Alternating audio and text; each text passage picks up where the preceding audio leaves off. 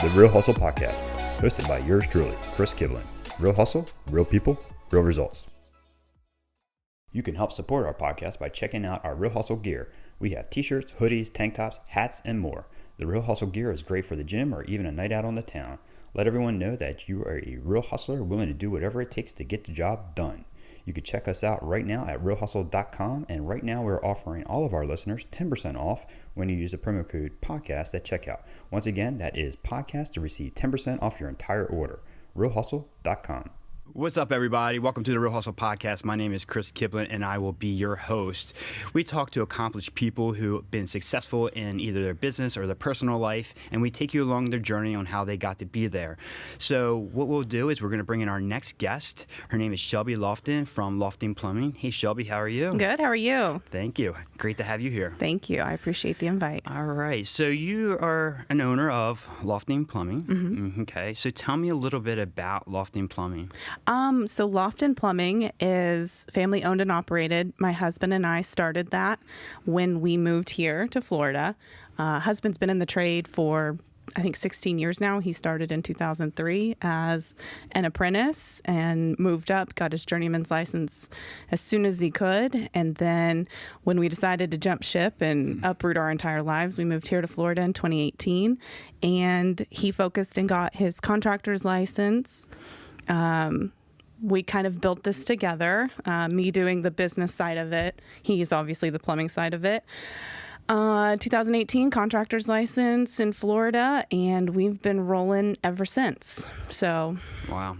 So I know you guys have grown quite fast, and and a lot of people know who you are. I mean, I know, like, for me personally, we use you, like, you could just see it on Facebook when somebody requests a plumber, everybody's putting Lofton Plumbing yes. on there. It's like, so I mean, you guys have done, I mean, obviously that's great name recognition. Yeah. So let's kind of like back up a little bit. Okay. So what made your husband want to get into the plumbing business? In all honesty, I even asked this question again this morning. And I said, do you have, like, when you think back, any reason why you did this? And he goes, nope. I was 18 years old and it was my best option at the time. And crazy story, we don't tell a lot of people, but my husband is a high school dropout. And for him to go from that to now we're running a 6-figure business, he's got his own level of intelligence. And, as we've grown and developed and follow people like Gary Vee, I mean, you see Gary Vee, yeah. Similar circumstances there, I would say, where he wasn't great in school, but look at him now. Neither was I. So, so he really didn't have a reason other than it was there. But now that we look back, it's kind of like, I don't want to call it fate or destiny or anything like that, but he made that decision and stuck with it, and it's paid him dividends, sticking with the trade. Yeah, because here's the one thing that's, that I kind of wanted to talk about a little bit, because, I see this and I see where a lot of young adults don't want to get into the trade business anymore, Absolutely, right? They don't want to go to trade school. However, if they just realized what they can make or how they could change their life without even going to school. I know so many people who have been, that do what you do, or electrician, or, some kind of trade. They're making more money than people who went to 4-year, 8-year schools. Absolutely. And that's crazy. Kind of we're struggling in the business because we don't have new, fresh people coming into the trade. There is hard work. I mean, I will say that. It's tough work. It is tough work. Get your hands dirty. Yeah, you do get dirty. We are plumbers, but we call that the smell of money. So that's our joke. But yeah, being able to watch my husband's progression through the trade. I mean, when he first started, I think he was making $8 or $10 an hour. And that was what? How long ago? 2003. Yes, I mean, $8 to $10 an hour back then was really good money, right? Right, it really was. I mean, and now, as soon as he got his journeyman's license, it was a jump to 24. And then at one point he was running jobs, commercial. He worked for a huge mechanical contractor back in Oklahoma, making $35 an hour with the truck check and a, cell phone and everything else. So then you think, here we are 16 years later, and it's hard work. Right, it's hard work, especially building your own business. But yeah, now it's unlimited. It's as we're limiting ourselves at this point. So how many jobs can you take, right? Yeah, exactly. So it's like, how do we hire? How do we grow? Where do we go from here? So on and so forth. But yeah, we do have that conversation often, just because being an entrepreneur and owning your own business, you never are off. I feel like you have to have that mental health in check and balance in check, and you constantly feel like you're drowning. That's the reality of it. But when we look at our numbers, our profit and loss statement, so on and so forth, I'm like, do you understand where we're at now? Like, this is the most money we've ever handled in our lives. So. And that's incredible, right? And that's the thing is, like, that's what I love about having this show. It's just because the thing is, though, it talks about, okay, where we came from and where we're at now. And, like, look at the success that you're having and how I became a business owner. I mean, because I'm sure at one point when your husband was younger, I mean, he probably didn't say, I want to grow up to be a plumber, right? Or I didn't grow up and say, I want to be a loan officer. Absolutely. So it's like you didn't really say those types of things, but when you look back at it and you go, this was the right path for me. Yeah. And small businesses are what runs this country. Mm-hmm. And I firmly believe that's why I love having this show. And it's just like, when you find somebody who's had the success and grown from that and running their own business and now is employing other people, mm-hmm. that's huge. Mm-hmm. And it's got to, just not even for the monumental part of it, but it's got to make you feel good that you're employing other people and helping other people get to that where you're at. Absolutely. Absolutely. And that's the great thing is we formed the business in 2018 when we got here, but we both had other jobs at that time. So I really focused on business development as far as getting our name out there and networking. And he's obviously the one that follows through and kills it because he's so good at what he does. But going from him full-time in 2019 to now we have 3 other guys, an assistant, so on and so forth. It is crazy when you think about it. And now I'm with it mostly full-time. So. Yeah, and then so tell me a little bit, because obviously it's not easy doing a business, right? Here you are. You came from Oklahoma. So let's start with that. Why did you leave Oklahoma to come to Florida? Honestly, for fun. For fun? Okay. For fun. Okay. We were told we were crazy, that you're not going to make it, you're going to hate it. We were one of the rare ones that were both really raised in Oklahoma. I was born there, raised there my whole life. And I started traveling to Florida, and there was one year I think I was in Florida 5 times. Like whenever I could get there, wow. I was going. Destin, Miami, Fort Lauderdale, Tampa, everywhere. And I finally said, I'm moving.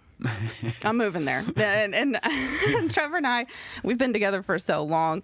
We were kind of in a tough spot at that point. So I said, you're either coming with me or you're not. But either way, I'm moving. So that's just not how I got here. Yeah. So I'll give you a quick little backstory on Debbie and I. So mm-hmm. we came down here on our 20th anniversary, mm-hmm. and we were like, all right, where are we going to go? So she's like, let's go to Sarasota.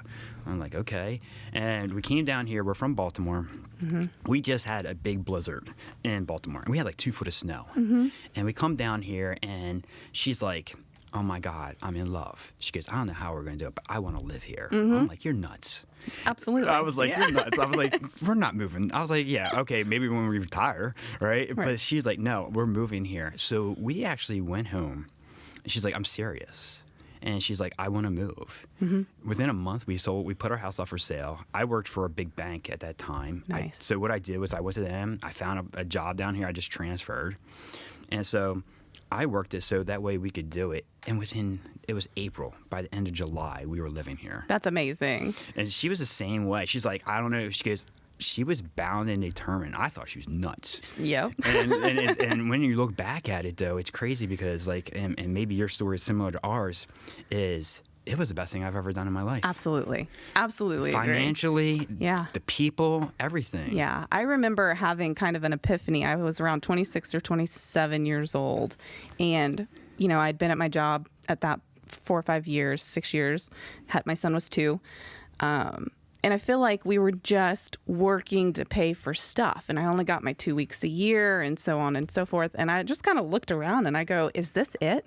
Right. That's what is this said. What life is? This is it? And in Oklahoma, the weather, you talk about blizzards, we would get not fun snow, ice, freezing. And then the summers were just as hot as they are here. Oh, wow. Yeah. So and tornadoes. So like, No, I don't want tornadoes. so coming here was like, okay. And then there was a huge transition in my mindset too of going and growing. I don't know what it is about that age, but it was like shifting from employee minded to then small business owner, entrepreneur minded. And it kind of fell literally right hand in hand with the move, surprisingly, because when we ended up moving, we were in the middle of a renovation too.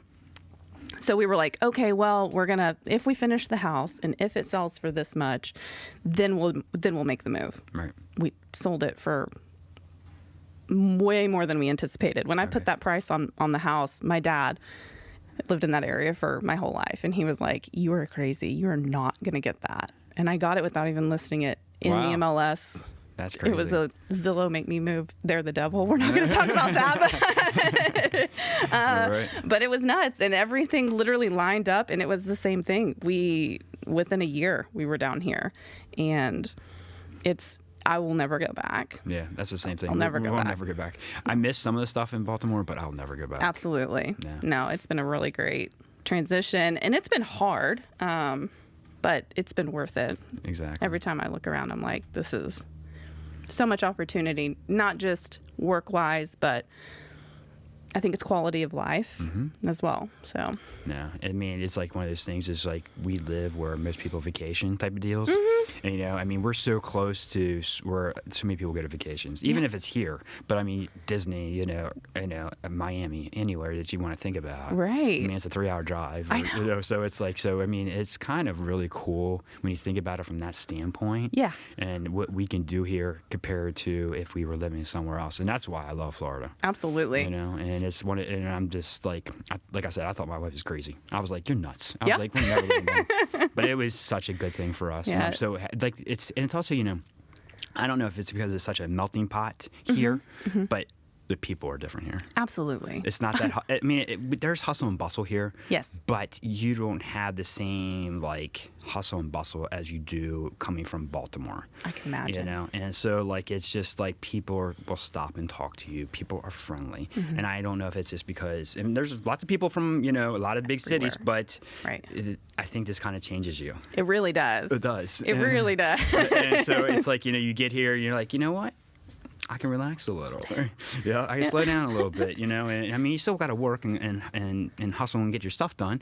Yes. But at the same time, I think a lot of people realize that they can enjoy their life a little bit more here. Yes. And I will say, we joke about it coming from Oklahoma. It's the people in Oklahoma are nice. I will say Florida has a bit more crazies than Oklahoma does, but it is a relaxed way of living. And you think about having to get up every day and be at work and 7 o'clock and you're working until 5 and so on and so forth. And here it's like most employers are pretty chill. Yes.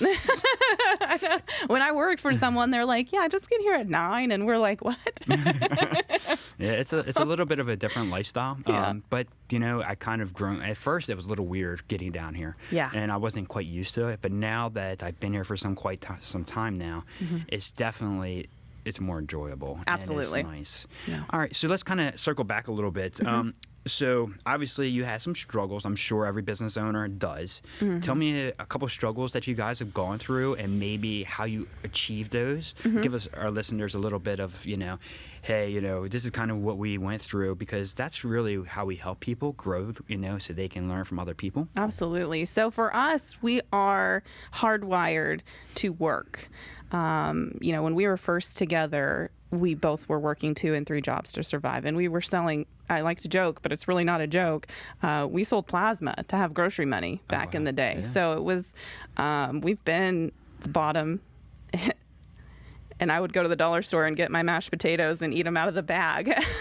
But so do what you got to do. Yeah, we did what we had to do. We moved up.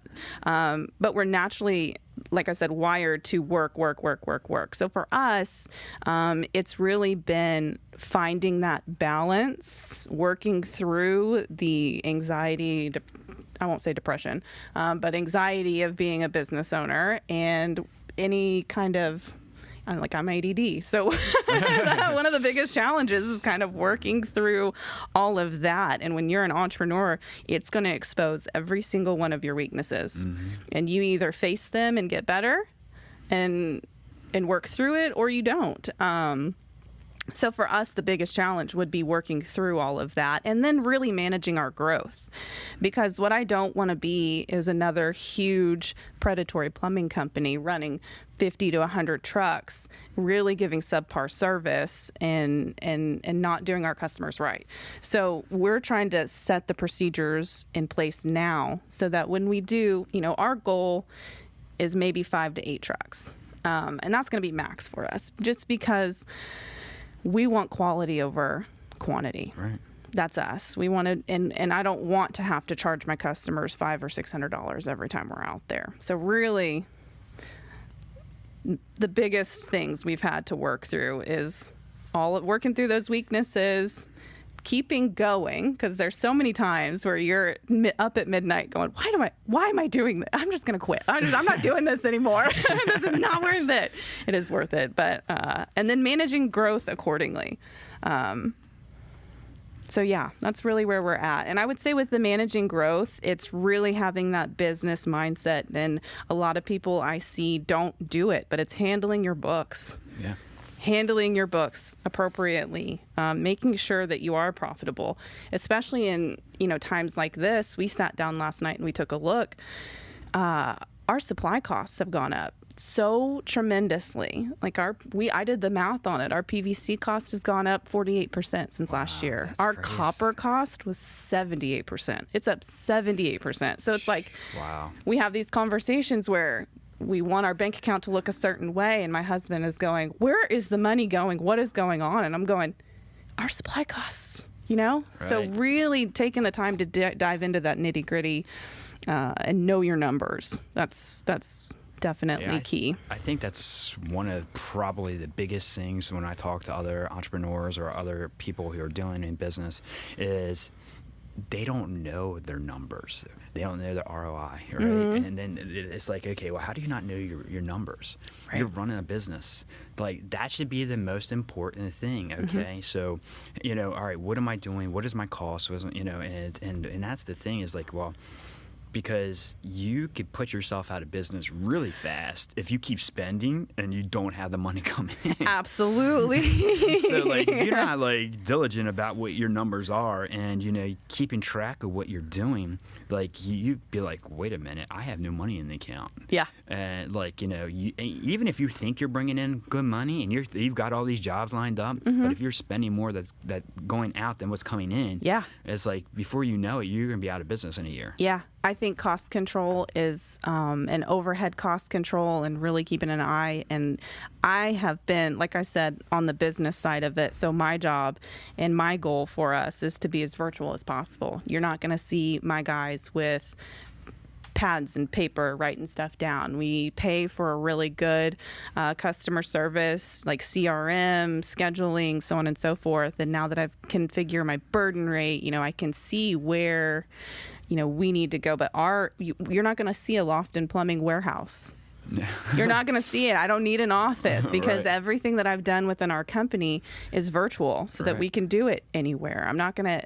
So that's where our goal is. We're trying to remain as low overhead and as virtual as possible in this changing world. And you don't really see that in trades very often. Yeah.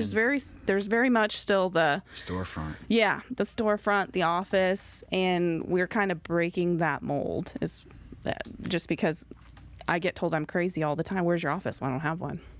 That's the thing is like, honestly, I mean, do you really need one? You know? I mean, it's like, and it's crazy because I look at this from the mortgage standpoint for my mortgages.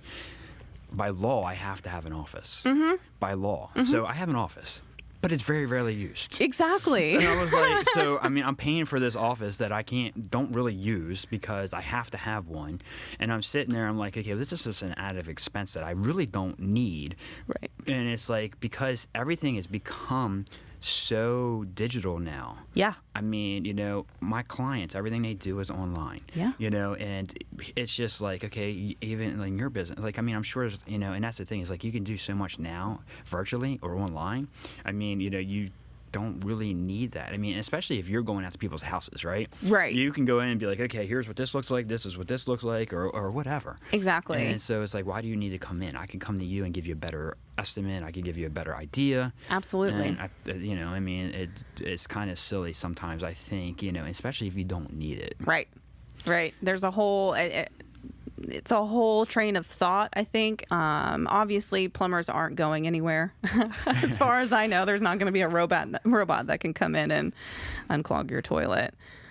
We might need to talk to Elon about that, though. But that being said, plumbing is going to be around. I actually had a discussion in another kind of plumbing mastermind group, and I said, how you've got to learn to move with these times in regards to bringing guys in and getting people into the trade, and being as virtual and lean as you possibly can, because I think we're going to see the bigger companies start to lose quite a bit, and the ones that are focusing on quality versus quantity are going to be the ones that survive through this whole transition. I think we're going to see pretty soon. So obviously, plumbing's probably been pretty much the same thing for the last, 50, 100 years? Okay. So it's pretty much the same type of job. But I'm sure there's technology involved. Yes. So tell me, what's some of the biggest technology changes that you've seen in plumbing? Because, that's kind of where I'm curious. Where are we seeing this headed? Yeah. Technology-wise, I would say... transitioning from, especially here in Florida, the cast iron pipes and the CPVC. It's crap. It's crap. It doesn't last and it breaks. So now, we install PEX, and PEX is just a molded silicone rubber product, and it's flexible. It lasts longer. You're not going to have it crack and break. There should be less fittings, so less risk of something blowing apart. Right. That's one thing. I would say, we just invested in a camera, and it is such an upgrade from our old camera in that it's color, it pans up and down, and you can have a little hydraulic thing that moves it this way. It records. It really gives the customer, now we're able to save videos to a little USB, give it to the customer, and you say, this is what the inside looks like. This is what we're seeing, so on and so forth. So that's like going to pipes and stuff, right? Yeah. So sanitary pipes there, and that's, locator wands. So if we're in a sanitary drain underneath your house, and you guys keep having clogs, so on and so forth, we go in, we can say, okay, this is where it's causing the issue, and then we can almost pinpoint exactly where that's at. So that's going to save customers tons of money versus trying to rip up a whole floor and a whole line of pipe. We're able to really narrow it down. And that's really cool. I mean, that's what the kind of technology that's really changed, I'm sure, a lot, because, I remember, back when my parents had a house, and they just came in and they ripped everything out and replaced it, and that was it. And it's like they ripped up half the house, and and it's like it's kind of now that you can kind of more pinpoint where it's at without having to do all that, right? Wouldn't make a huge amount of difference. All right, so what's for your business? What do you see more often? What's most of your calls for? We are really in a remodel niche right now. Okay. I think that has to do with the current circumstances we're seeing overall. Lots of people have been in their homes, so now we're really remodel based. We're seeing a lot of new additions too. But outside of that, the other thing that we see the most is clogged drains.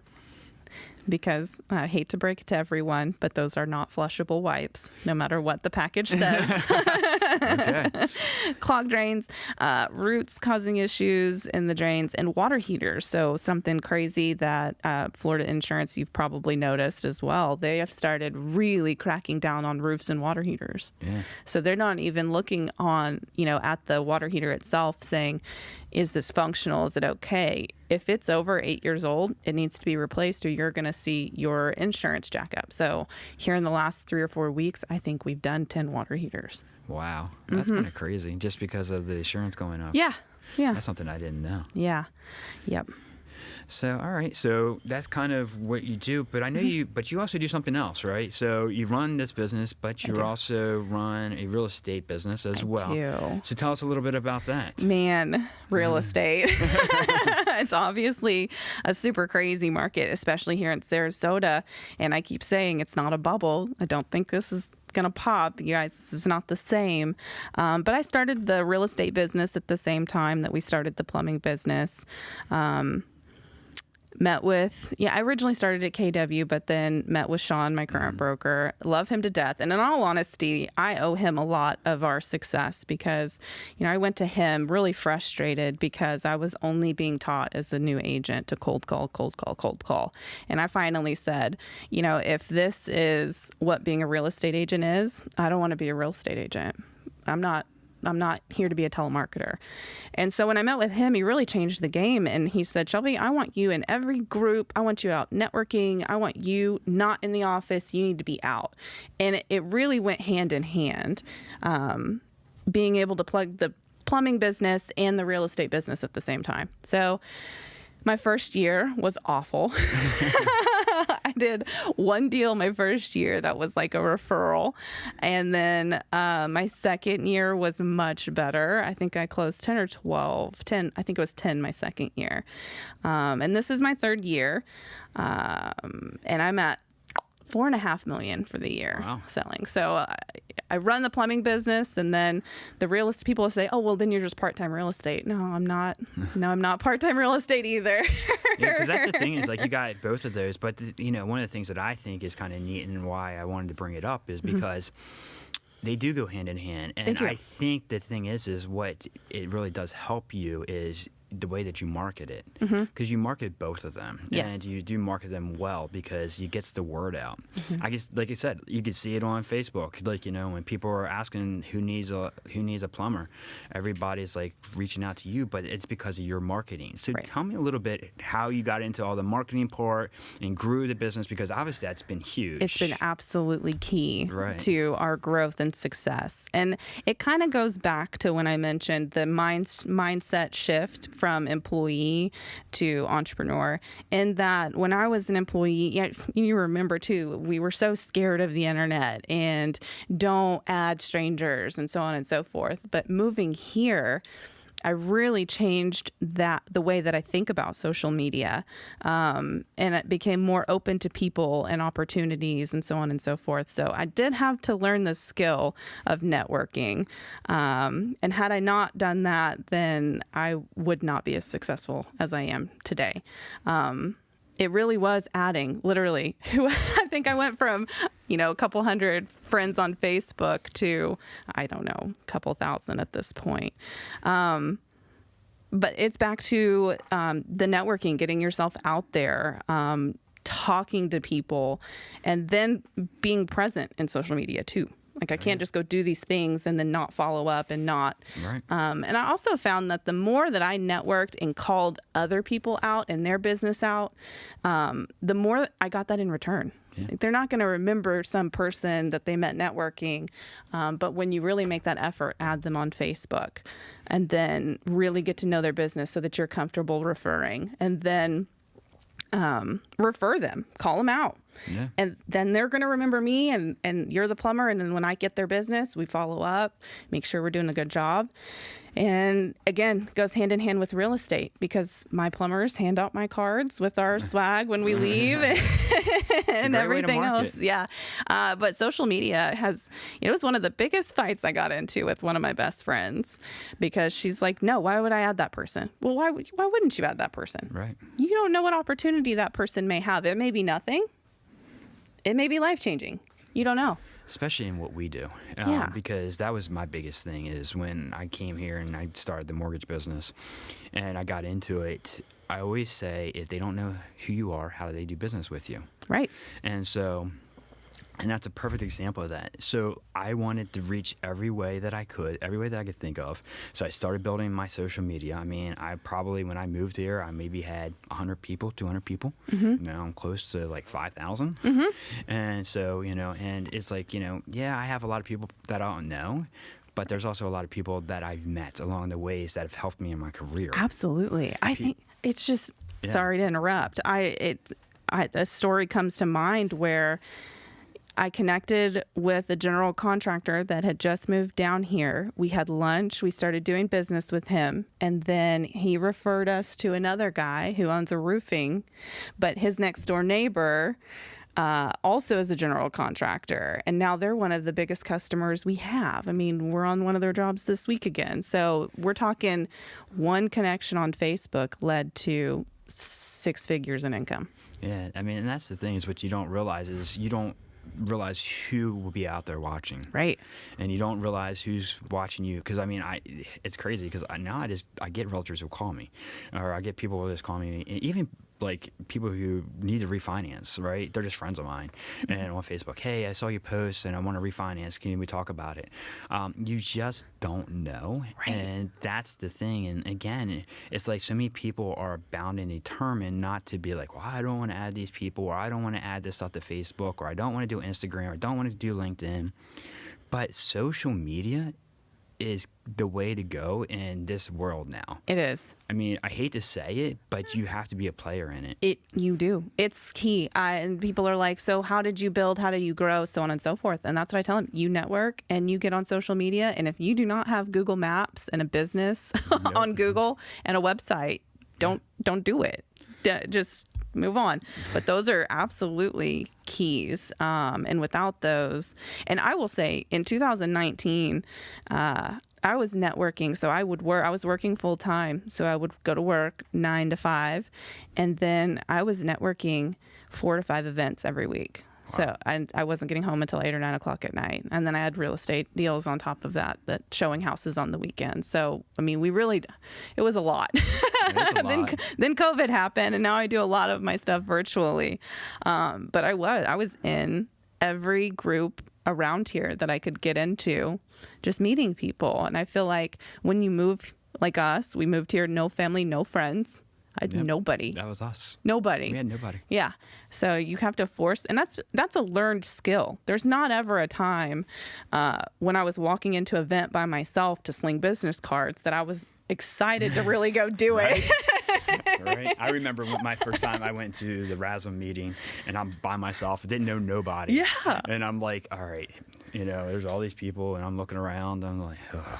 Mm-hmm. I was like, this is the last thing I want to do right now. Right. But I forced myself to do it. And I was like, because the thing is like, again, you have to come out of your comfort zone. Mm-hmm. I mean, if you want to have the success, sometimes you just say, you know what? Let's try it. Let's just do it. And let's see what happens. Mm-hmm. And then once you start getting past that anxiety and start getting past those, even if you get rejections, it's just one of those things, constantly keep showing up. Yeah. And once you start constantly keep showing up, you'll start seeing the results. Mm-hmm. And I think that's where people kind of start getting frustrated because they're not seeing the results right away. Mm-hmm. It takes time. It took me 2 years to build my mortgage business. Real estate. I'm in my 3rd year. I mean, that's the thing. Like, it's taken a long time. And I totally agree. It's a skill because now I can go to a networking event and sometimes I'd rather be home. Right. But now it's like, oh, cool. I'm going to go talk to people. But it is. I can't tell you the level of anxiety that you feel when you're there trying to go up to people and just make conversation. I mean, it's worse than dating, I would say. It is.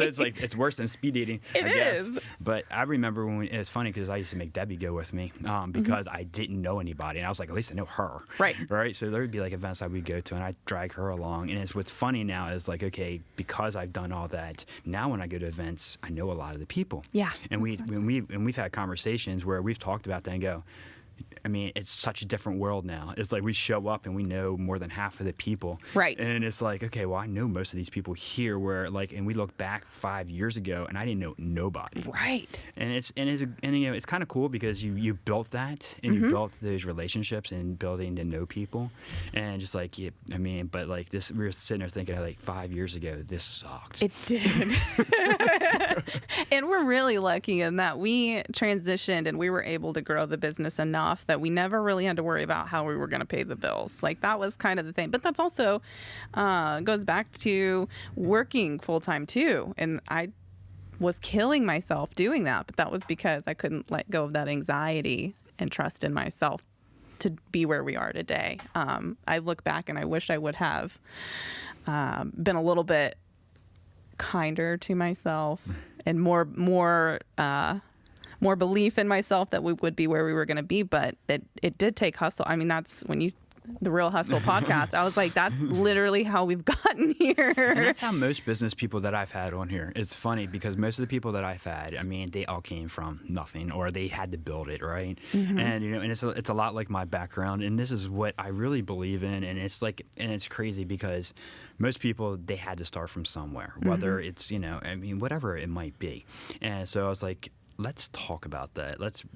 That should be my focus, and tell your story. Right. And, because I think, and we were talking about this before we started, is how many people do you sit down on a one-to-one basis and really share what you've gone through to grow your business, or sit there and explain? See, and part of my mind on this is that a lot of people see where you are now. Right.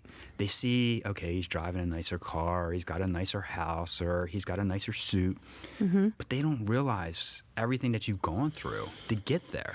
How much you worked, right, how much you struggled. I mean, when we first moved here, we were so broke. I mean, we were doing the same thing, going to the dollar store. We would go to the grocery store, buy ramen noodles. Yes. I mean, we were buying cheap stuff to eat, and it's like, we had no money. Right. And it was like, and it was one of those things is like, they only see what's here and now. Right. So I love having people tell their stories because they've worked for it. They worked hard for it. Yes. And, it's still a lot of work. It is still a lot of work. And a lot of people still don't see the behind the scenes part of it, right? They don't see what you actually go through behind the scenes. They only see some of it. And that's just what's so great about this, because you don't have these kind of conversations with most people. No, right. Not at all. And I think that's one of the things I like to talk about too, is if I actually told a newer real estate agent this the other day, if you don't have your mental health in check, or if you don't have healthy coping mechanisms right now, you need to get that figured out and then get started, because this will drag you down and you will be dealing with things that you had no idea were issues. It can be a drain, and it's hard, and you have to wake up every day and think, I'm doing this for a reason. We are going this direction. I just need to put my head down and keep going. Exactly. Because there's so many times. Well, that's whether it's in real estate, whether it's in business, it's one of those things is that you got to remember your long-term goal, right? And it's going to take time. It doesn't happen overnight. No. If it happened overnight, everybody would do it. Absolutely. So I agree with that. I mean, this is like 3 years in the making at this point. Right. We're finally able to take a breath, and there's been days where my husband's home at 3 and the guys are still out working, and he's still very much a working owner on his tools, and a lot of people try to get a hold of him, or for things like this, he's working, he's on a job, still running stuff. So, but there are times now where he's off work and it's 2 or 3, and I'm like, "What are you doing home?" He's like, "Well, I'm good. They've got this handled." So now we're able to take that little bit of a breath. Right. That's nice. Yeah, you can get to enjoy life. Yeah. So, anything else you want to add? No, I think that's it. I really appreciate you inviting me. I appreciate having you. You had some great insight. I appreciate it. Yeah, no problem. All right, guys. Well, that concludes our show. Make sure you subscribe to our channel, and make sure you check us out at realhustle.com, and we'll see you next time.